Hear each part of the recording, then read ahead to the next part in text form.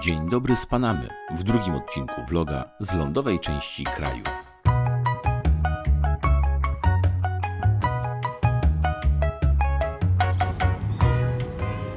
Wyjechaliśmy już z Panamy, lecimy dalej do Doliny Anton i bardzo chcieliśmy zatrzymać się, szukaliśmy chyba przez pół godziny jakiegoś punktu widokowego, aż znaleźliśmy punkt widokowy na most łączący dwie Ameryki, Puntas de las Americas, to się chyba tak nazywa. A tutaj przed mostem od strony Pacyfiku jest rodzaj redy, takie miejsce postojowe dla tych łódek, które będą przychodziły, bo wiadomo, że one dostają sygnał, kiedy mają pozwolenie. Oczywiście wcześniej trzeba takie przepłynięcie kanału panamskiego opłacić. Wiemy, że przepłynięcie jachtem kosztuje około $3000, a te duże statki płacą od $50 000 wzwyż, w zależności od liczby kontenerów, które są przewożone. Most znajduje się przy wejściu do kanału panamskiego od strony Pacyfiku. Kosztował $20 milionów i został oddany do użytku w 1962 roku. Jego długość to 1654 metry, a podczas przypływu ma 61 metrów prześwitu, czyli wystarczająco dużo dla standardowych Panamaxów przepływających kanałem.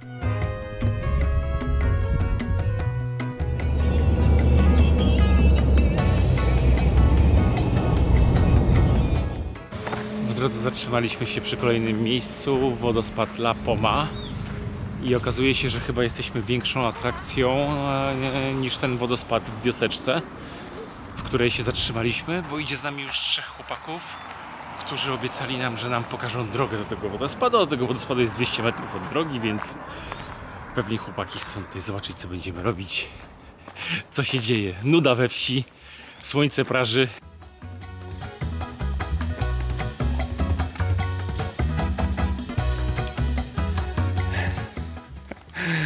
Co, Dorys? Mamy ekipę, co?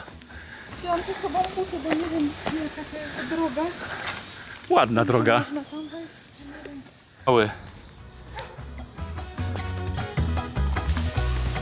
Szybko jednak okazało się, że bez chłopaków ze wsi nie trafilibyśmy, bo mapa pokazywała 200 metrów, a faktycznie przeszliśmy grubo ponad kilometr. Nie było do niego żadnego drogowskazu, ukryty był z dala od głównej drogi. W porze suchej wodospady w Panamie niestety potrafią wyglądać tak, bo brakuje wody. W deszczowej wszystko się zmienia. Do dobrej zabawy wody jednak w zupełności wystarcza.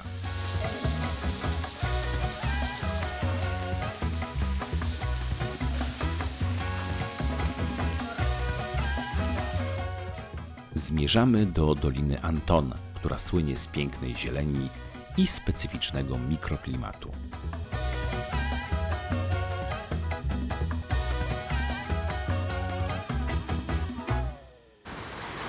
Zjechaliśmy z drogi w Boca Corona, ponieważ to najbliżej koło Pacyfiku leżące miejsce na naszej trasie. No i chcieliśmy spojrzeć na kolejny ocean. Miejsce absolutnie dzikie. Trafiliśmy na plażę Corona, ale na tej plaży jest właściwie wszystko to, co wyrzuci natura i to, co wrzucił też do oceanu człowiek. No i woda też wyrzuci. Widać, że to jest plaża taka dzika, nie uczęszczana, bo śmieci jest po prostu kokardę. Woda jest chłodniejsza niż po stronie Karaibów, ale wygląda fajnie. Woda zawsze robi dobrze. Jak ktoś szuka jakichś skarbów, to na tej plaży można by znaleźć właściwie chyba wszystko.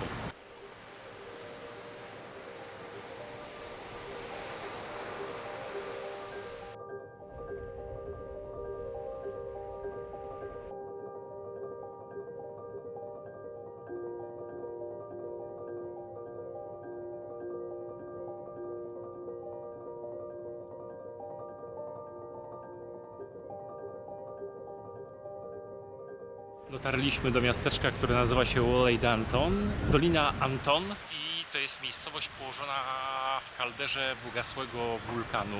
Ostatni wybuch tego wulkanu miał miejsce 300 000 lat temu.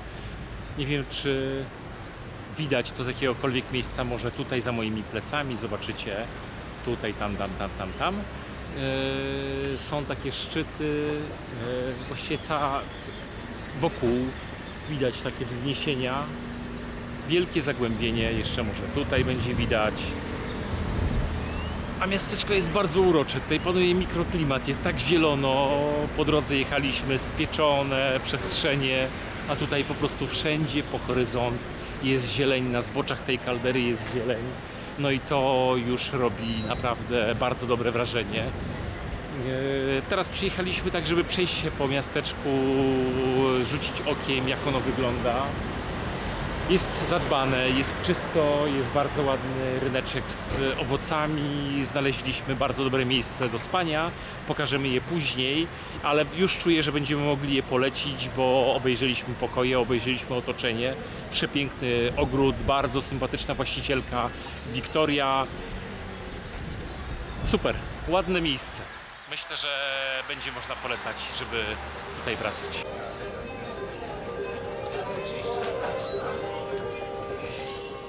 Pierwszy rzut oka na lokalny targ utwierdza nas w przekonaniu, że prawie nie ma tu chińszczyzny. Co krok ktoś tworzy i właśnie te przedmioty rękodzieła można kupić na ryneczku. Są też świeże warzywa i owoce.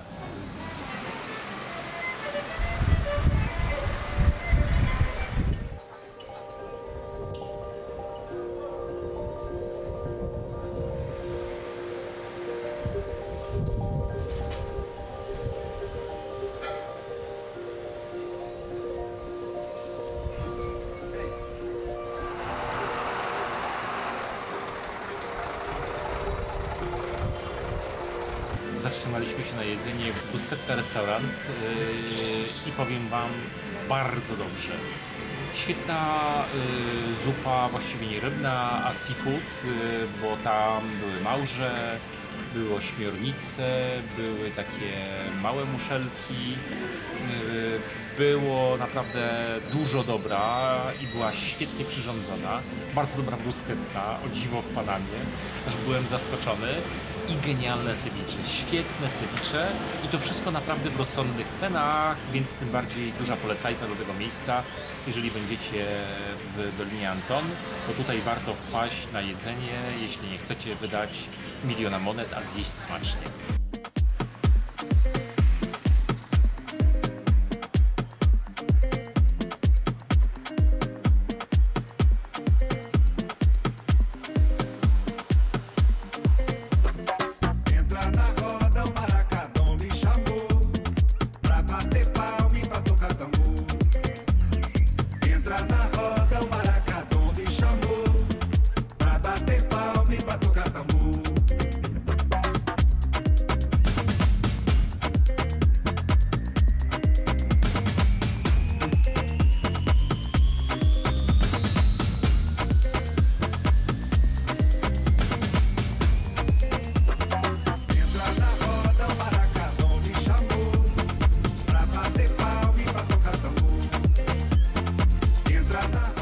Dolina Anton to tak naprawdę kaldera wygasłego wulkanu o długości 6 km. Leży na wysokości 600 metrów nad poziomem morza, przez co jest tu chłodniej i przyjemniej niż w pozostałych częściach Panamy. Lasy wokół to obszar chroniony, ponieważ skrywają wiele zagrożonych gatunków, roślin i zwierząt.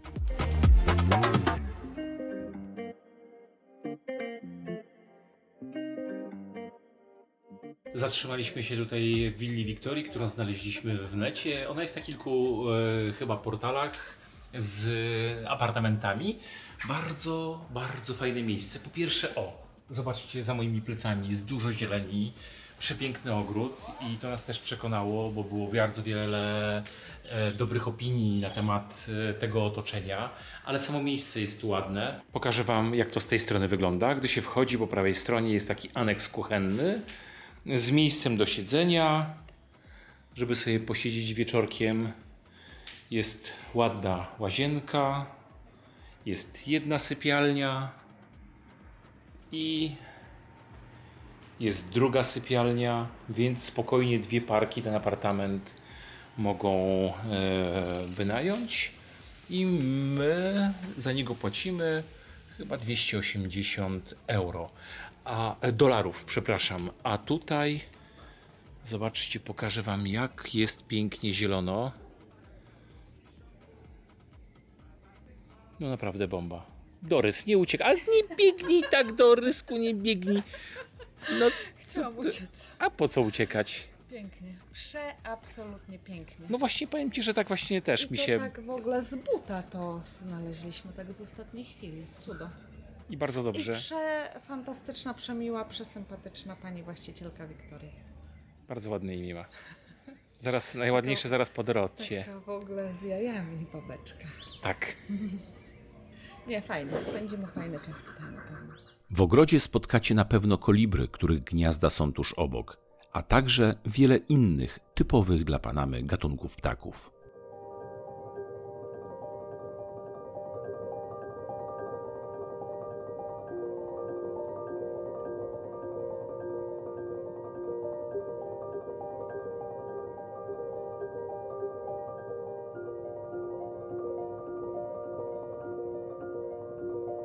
Chorro enamorado, salto del sapo y la fiera del sapo. Przewyższenie tutaj to jest od miejsca, w którym zaczynamy, kilometr w górę do tego miejsca, gdzie wyjdziemy. Cała trasa 6 godzin. Zaczynamy nasz trekking w Dolinie Anton. Idziemy traską La India Dormida i wejdziemy na szczyt, który ma 892 metry nad poziomem morza. Po drodze będą wodospady i pewnie jeszcze kilka innych ciekawostek. Zaraz zobaczymy. A, to trzeba tak dać rękę, tak? Okej. Gracias. Gracias. Hola. Wilgoć jest, nie? No wilgoć. Później się ubiorę.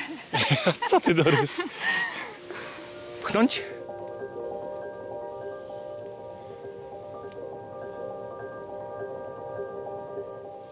Piękny trekking, nie zapomnę go nigdy. Pewnie już się domyślacie dlaczego.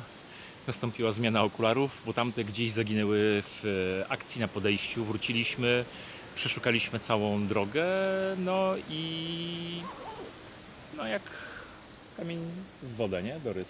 Ostatnio jak byliśmy w Czechach, zgubiłeś 2 pary i powiedziałam, że jak zgubisz jeszcze jedno, to już więcej nie kupimy. Nasz może- budżet już tego nie dźwignie. Nie, muszę jakąś firmę znaleźć, która by zechciała współpracować z gościem, który często wymienia okulary. W związku z tym, tadam, ogłaszam, jeżeli jest jakaś firma, która chciałaby wesprzeć człowieka, który często zmienia okulary, zgłaszam się, jestem. Zawsze jakaś nowość się może pojawić. Nie, Dorys? No. A będą się nosiły w wielu fajnych miejscach. Zupełnie się nie dziwię, że te lasy na zboczach kaldery wulkanu są takie zielone, bo tutaj chyba ciągle tak przywiewa, nie, Dorys? Tak wygląda na to. Tak wygląda, że to takie deszczowe lasy. No, Roślinność jest bujna. Mocno bujna. Chmury, które się zatrzymują na szczycie, po prostu cały czas zostawiają i wilgoć, no i opady są z tego, no. Ale pięknie wokół, naprawdę pięknie. I przy okazji trochę deszczyk schłodził rozpalone ciała. Ciebie schłodziło, Dorys? trochę. Trochę, no i fajno. Nie wiem, czy mogę powiedzieć, ale zaraz zimne piwko mnie schłodzi. Możesz powiedzieć, mnie też. Jest cel. Idziemy Na dole. taką zupę i na piwko zimne. Tak, Należy mi. no to do przodu. Ale trekking, powiem Wam, że petarda. Bardzo, bardzo fajny. Tylko życzymy Wam lepszej pogody niż nam się trafiła na szczycie. Będziecie mieli genialne, spektakularne widoki na kalderę i na to miasteczko, które jest w dole.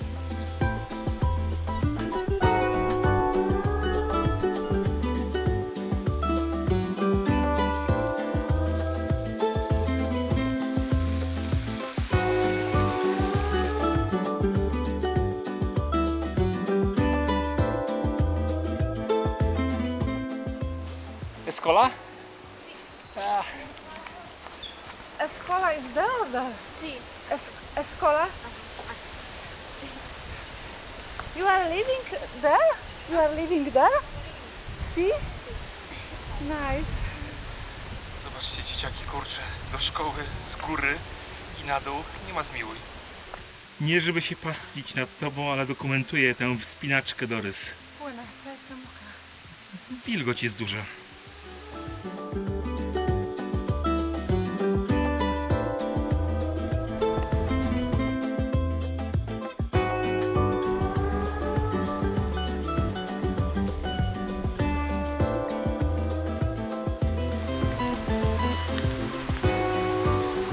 Dorys, powiem Ci, że jesteś dzielna. Ale widok petarda, co? Tylko trochę chmury. Zobaczcie tam w dół. A, pionowa ścianka. Chmury są w dole. A jest grubiutko. Przy dobrej pogodzie tędy dalej widzisz szlak po szczytach, ale teraz po prostu nie ma sensu tam iść, bo pada. A pogodę trafiliśmy niefajną. No ale jakby ktoś chciał, to tędy można dalej.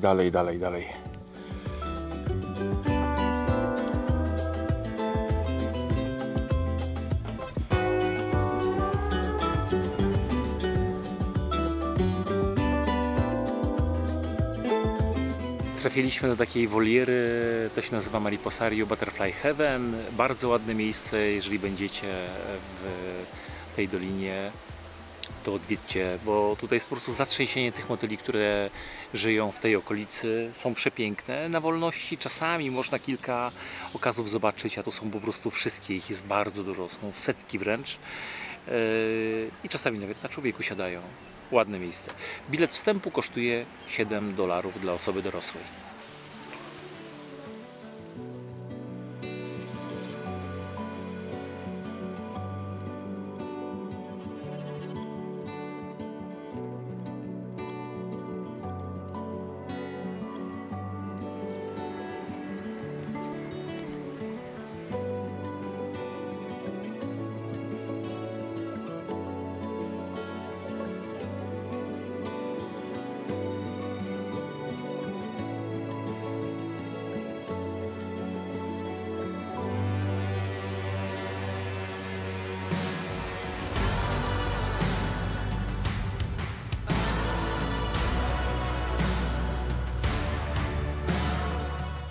Czas się zbierać z Valle d'Anton. Jeszcze na koniec spostrzeżenie.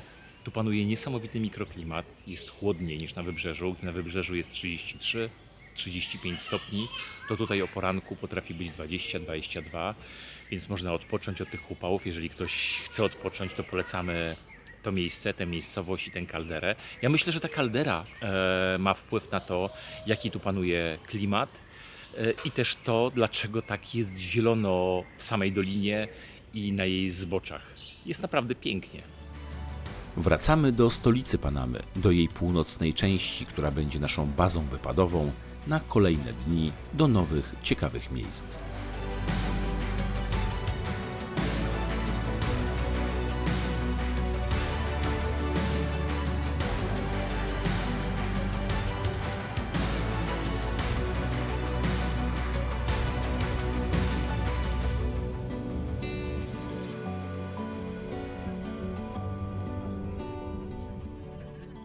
Dotarliśmy do parku Soberanie. Ja cały czas w tle słyszę gdzieś tam dzięcioła, który ostukuje jakieś chore drzewo. To jest najbliżej położony z Panama City park, w którym można zobaczyć, jak wygląda prawdziwy panamski las deszczowy. Jest tu bardzo wilgotno. Dzisiaj mamy ponad 30, 32, 33 stopnie, wysoka wilgotność. Człowiek płynie i wstęp do tego parku kosztuje $30, ale wszędzie kasują tutaj, strasznie kasują, powiem Wam. I niestety nawet z Wietnamczykami, którymi spotkaliśmy się w dzielnicy, w której teraz mieszkamy, mówili, że byli w Warszawie, byli w Polsce, odwiedzali, że Polska jest tańsza niż Panama. To daje do myślenia. Można oszczędzić te $30 i pójść sobie taką drogą Pipeline Road. To jest droga, która była zbudowana wzdłuż rurociągu, który biegł wzdłuż kanału panamskiego. Był budowany w czasie II wojny światowej. Na wszelki wypadek, gdyby kanał został zaatakowany, to nigdy się nie wydarzyło. Nigdy ta droga nie była wykorzystywana, ale teraz została taka utwardzona ścieżka przez las deszczowy i można z nią spacerować. I to jest bezpłatna atrakcja. I powiem Wam, że tak naprawdę to dojeżdżając do parku mamy bezpłatne atrakcje, bo my masę najciekawszych rzeczy widzieliśmy poza obszarem parku. Także wystarczy się tylko uważnie rozglądać i słuchać. Tak jak tego gigantycznego krokodyla, który na chwilę pojawił się cały pod powierzchnią wody i uświadomił nam, że ma około 4 metrów długości. Większość tych pięknych ptaków czatujących na zdobycz mogliśmy pooglądać na rozlewiskach wzdłuż kanału panamskiego, po prawej stronie od drogi do Parku Soberania. Gorąco polecamy to miejsce.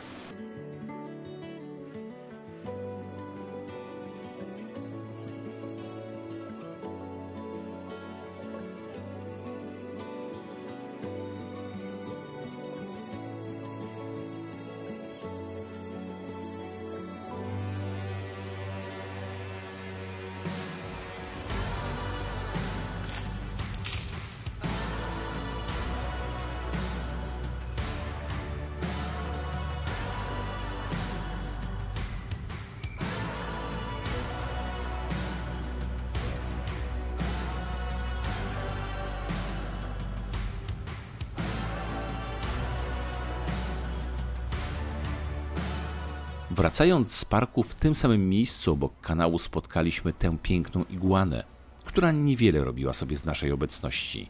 Miała swoje, ważniejsze sprawy. Wzdłuż Parku Soberania wykopany jest odcinek kanału panamskiego, który prowadzi do jeziora Gatun. To miejsce postojowe i główny rezerwuar wody zasilający kanał. O kanale opowiadaliśmy Wam w poprzednim filmie z Panama City, gdzie odwiedzaliśmy Muzeum Kanału Panamskiego i najpopularniejszą śluzę Miraflores. Wzdłuż kanału prowadzi droga kolejowa, którą również przewozi się rozładowane ze statków kontenery.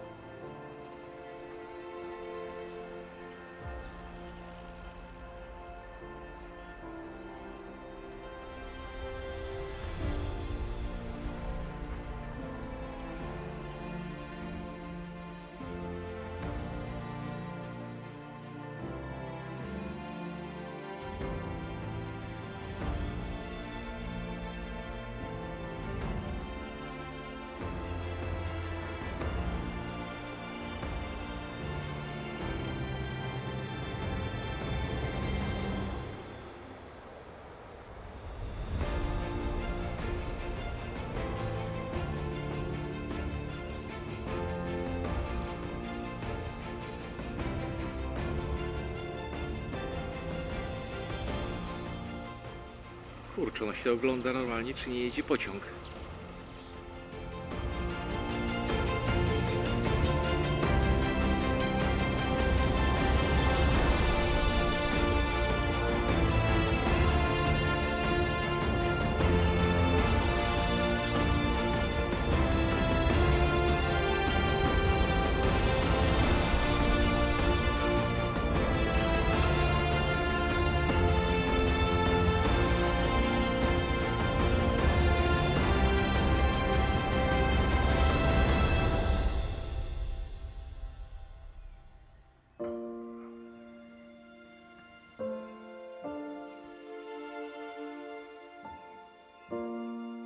Gdy będziecie w Parku Soberania, to polecamy Wam zajechać do miasteczka Gamboa, ale wjechać kawałek dalej za bramę hotelu, który wykupił teren części dawnego miasteczka, bo część tego miasteczka jest zamieszkana, a ten teren, który jest własnością hotelu, wygląda jak plan filmowy amerykańskich horrorów. Nie ma tu praktycznie nikogo, żyją dwie rodziny. Dowiedzieliśmy się od miejscowych, którzy tu mieszkają, są jakieś, nie powiem, że porozwalane domy, ale widać, że opuszczone, pootwierane okiennice, stoją pozostawione łodzie.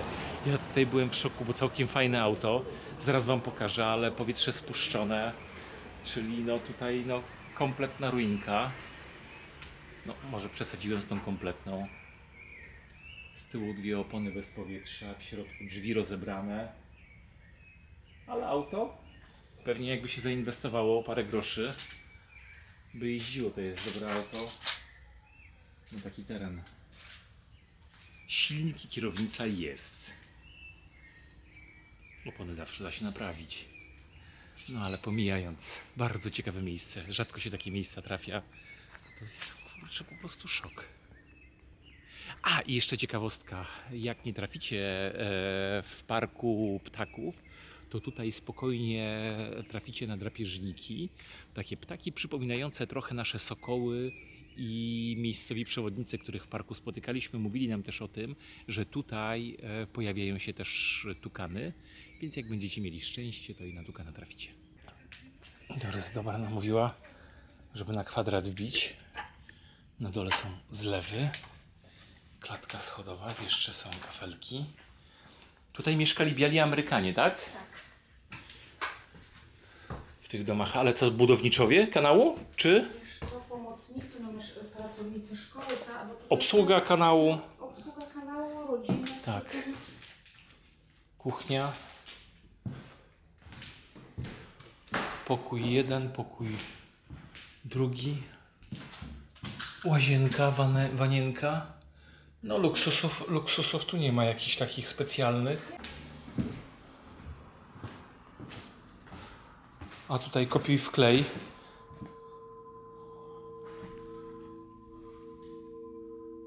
Spec od ptaków Piotrek Czułowski, którego na Instagramie możecie spotkać jako odlotowy czułek, pomógł mi wyjaśnić, że to, co widziałem, to nie sokół, a karakara jasnogłowa. Także dzięki.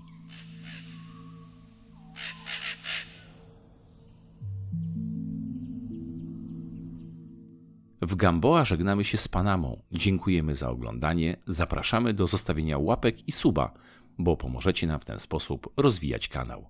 Do zobaczenia w kolejnym filmie.